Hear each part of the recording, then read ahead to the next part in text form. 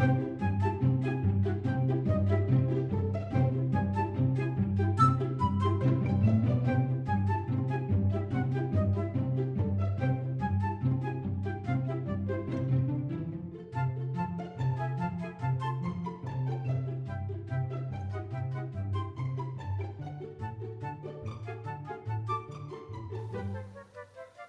for Cinema Classics comes from Film Columbus, enriching our community to make Columbus a destination for film education, exhibition, and production.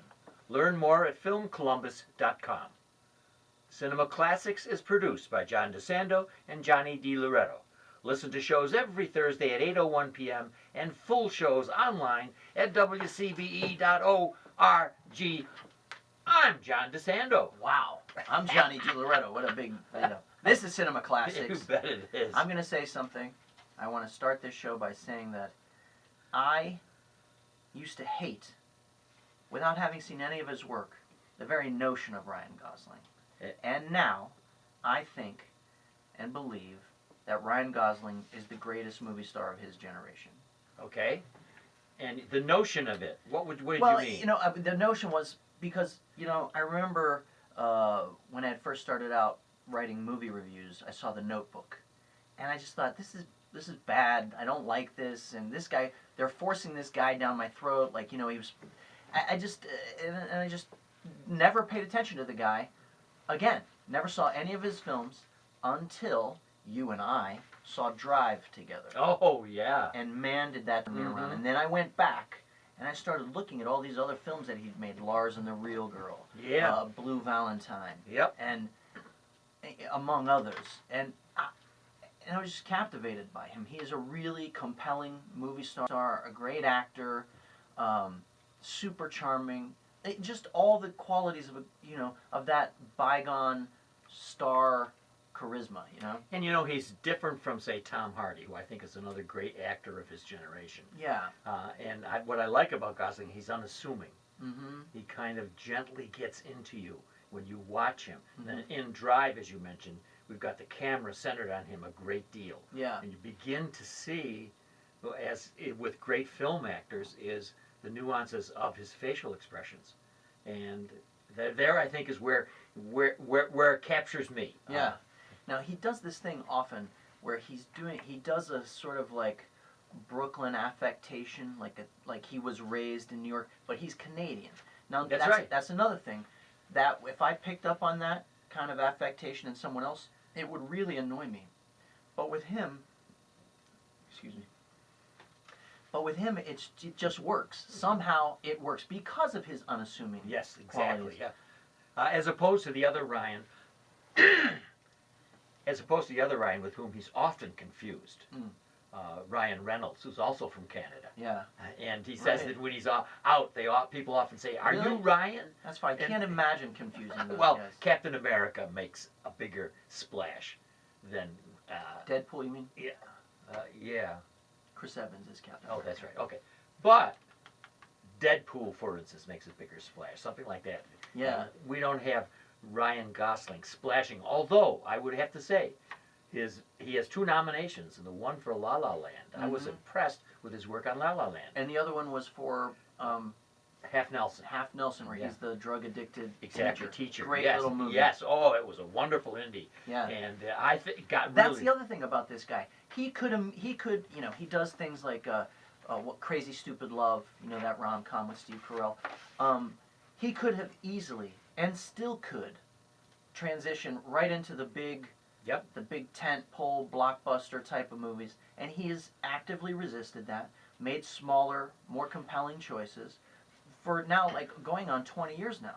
Well, and he seems like he's still a kid. It's great that you said that, because I have the appropriate quote for your comment. This is why you should do this kind of thing, because you're right on target. Yeah. Here's what he said. Yes. Not to discriminate against budgets.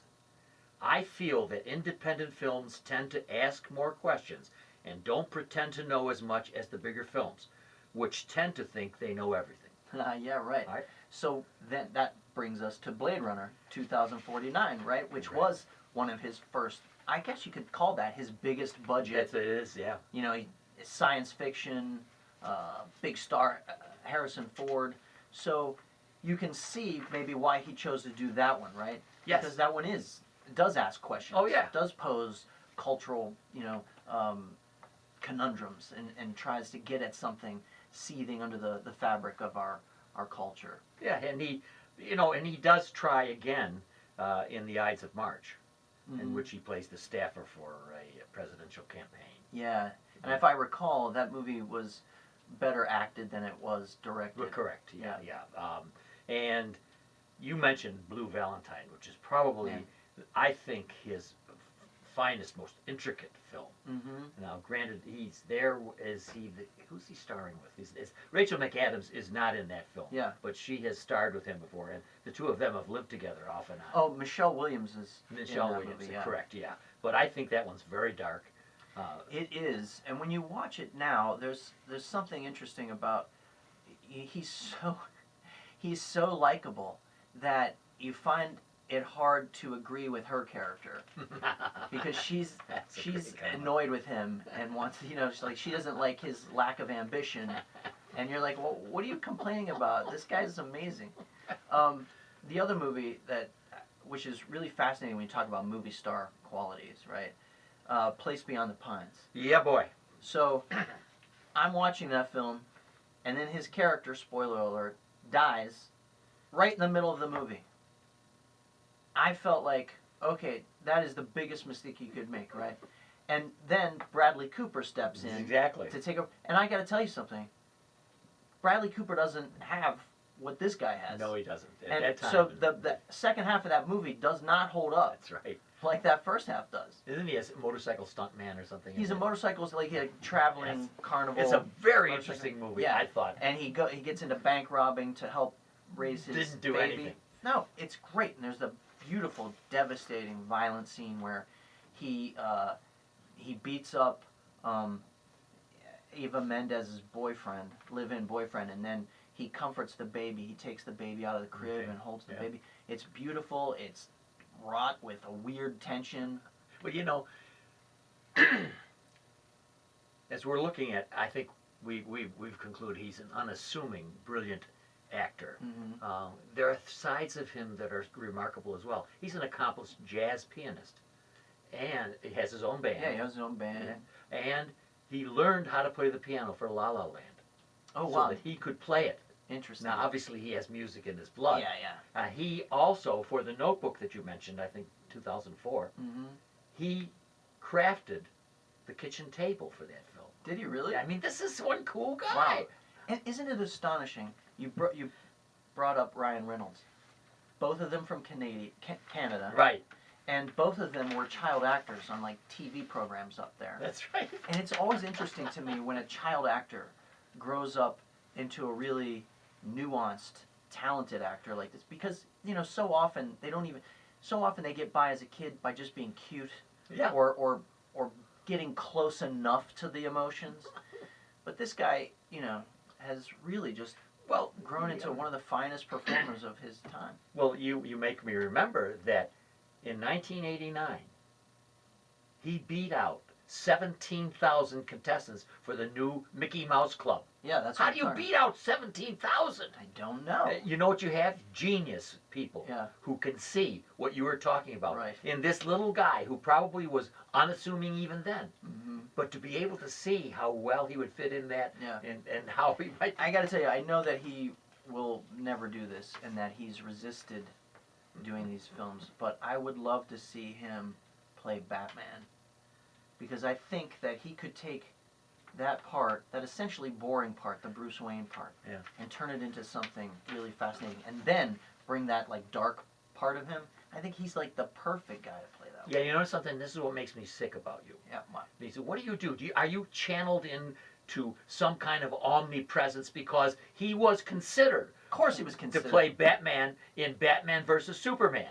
Oh, really? The Dawn of Justice. He was considered? Right. They didn't ask. They didn't beg him. Well, no, they should have begged him. I know they should have, because and actually, Ben he was Affleck smart not wanted to do that. But now that they are rebooting that Batman, as a standalone franchise, now's the time. I think they actually did bring it up to him, and he said he would only do it if Damien Chazelle directed. Well, I guess. Whoa, what are you There laughing are at? other directors out there. I know, but okay, so that'd be cool. I'd like to see what that guy could do with that.